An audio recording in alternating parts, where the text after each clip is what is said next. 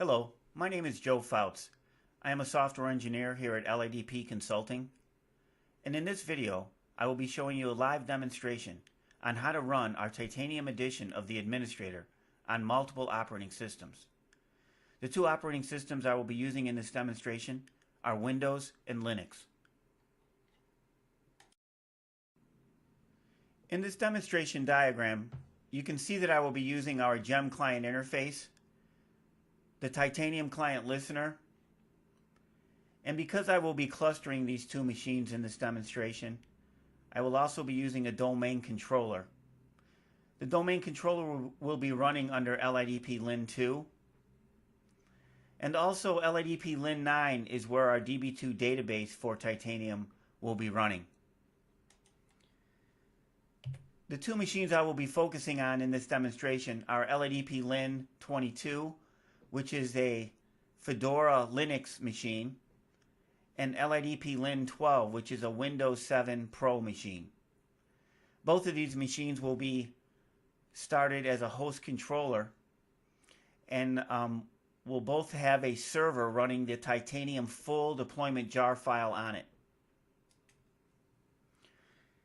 Once I get the machines up and running, I will verify that they are processing by running our foreground report generation and background processing on both of the machines. So with that, let's move on to our live demonstration. So on the desktop, you can see that I have the GEM client interface up and running, the Titanium client listener up and running, and then to the right I have two consoles. The first console is LIDP Lin 22 machine, and the bottom console is the LIDP Lin 2 Windows machine. And the first thing I'd like to do for verification purposes is to show you the versions that each machine is running. LIDP Lin 22 is running Fedora Release 14 Linux, and the bottom machine is running Windows version 6.1. The next thing I'm going to do is simply start the host controllers on each of these machines.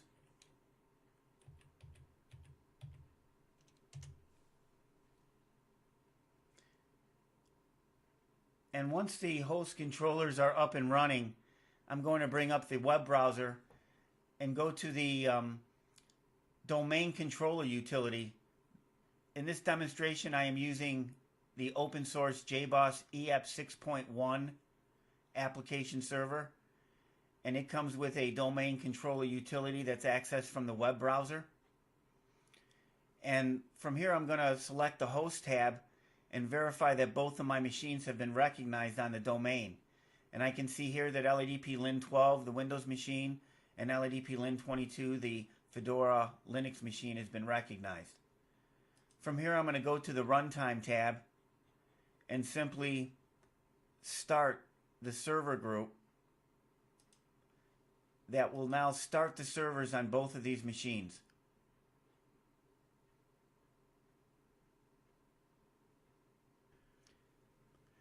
Now that I have a server running Windows and a server running Fedora Linux, the next thing I'm going to do is some test transactions. The first thing I'm going to test is foreground processing, and I'm going to use our SIGU transaction and simply retrieve my own user profile. And you can see that LIDP Lin 22 had picked up this transaction. I added some debugging statements so that we can see the activity on the console, and you can see that the transaction processing has started and the transaction processing has completed. If I run it again, you can see that the same thing happens now on LIDP LIN 12, which is the Windows machine. And if I submit this a few more times, you can just see it go from one machine to the other. The next thing I want to test is our our report generation processing. And to do that, I'm going to use our RWGR transaction to produce a GLED report. And first thing I'm going to do is retrieve the extracts for that report, and then change the function code to process. After coming back to the user screen successful, we will see that the report generation process is started on the LIDP LIN 12 machine. If I retrieve those extracts again and process it a second time, we will see that the report generation process has now started on LIDP LIN 22, the Fedora Linux machine.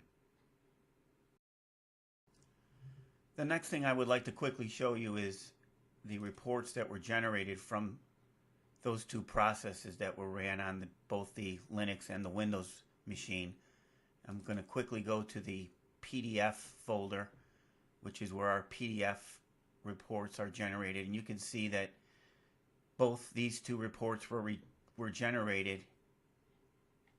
And let me quickly bring one up in Adobe, and you can see the output was 6 pages, and if I go to the bottom, we can see the totals were produced 234 records. So I just wanted to show you that the report generation process did work successfully. The last thing I want to test is our background processing. And to do that, I'm going to simply manually start our ADMF background transaction. This transaction is a background transaction that's used to process our client records.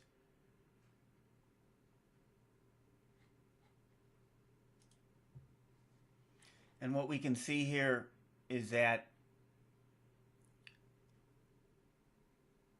once the delay is cycled through for ADMF, we can see that both machines are cycling through and processing the ADMF background transaction records. So that's about it. I have 2 machines running here, one with Fedora, the other machine with Windows, and I have successfully processed on the Titanium edition of the administrator foreground processing, report generation processing, and background processing. So in conclusion, I hope I have clearly demonstrated to you how to run our Titanium edition of the administrator on multiple operating systems. In this demonstration, I had 2 machines, one machine with a Fedora Linux operating system installed on it, and another machine with Windows 7 Pro installed on it. And after I had both of those machines up and running, I was successfully able to run our foreground report generation and background processing on them. Again, my name is Joe Fouts, and if you have any questions or comments regarding this video, please email me at foutjoe@lidp.com. And if you would like to learn more about Titanium, please visit www.lidp.com for more information. Thank you, and I hope you enjoyed this demonstration.